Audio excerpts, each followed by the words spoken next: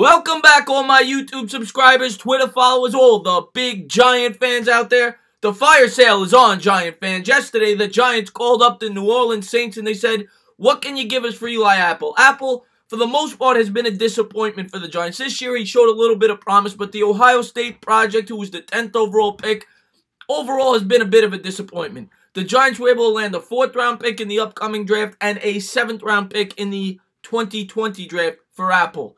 And then I wake up this morning and I hear the big news about Damon Snacks Harrison, who is one of my favorite Giants. And this year, he's been one of the few bright spots on the defense. PFF ranks him the 4th best run stuffer in football and the 7th best overall defensive tackle. Now, of course, the one complaint about Snacks is he only plays about 60% of the snaps because he's a nose tackle. So in passing situations, he's pretty useless.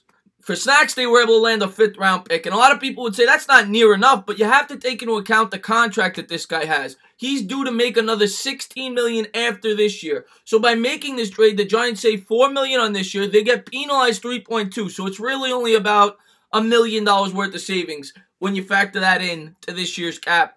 But then the next 2 years, they don't have to pay him that $16 million. They could use that on other pieces. Then when you factor in that Eli will be off this cap, if it's not next year, it will be the year after, the Giants will have a lot of money to spend. So I see the direction of this team, and the Giants at this point, we got to face it, they're in full tank mode. I'm not saying they're trying to lose, but they're thinking about the future, and they should. They're 1-6. They're not going anywhere this year. Could the Giants have gotten more for Snacks and Apple? Maybe. I don't think much more. You have to take into account Snacks is almost 30 years old. As good of a football player as he is, he's only on the field a little more than half the time, and he's due a lot of money.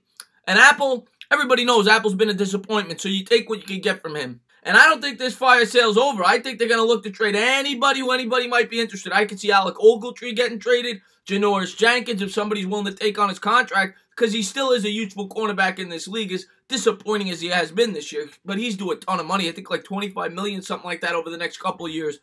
Eli Manning, if you can find a suitor. I don't think there's many. I don't know the cap situations, but the two teams that come to mind. The only way you get rid of Eli Manning is a team has to be in contention this year.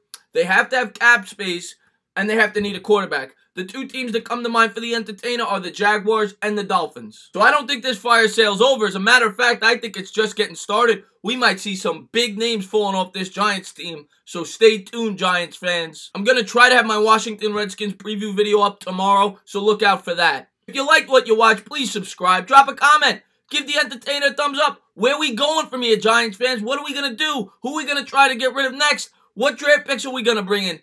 Let's see where it goes. Tell me your thoughts, Giants fans. As always, cheers.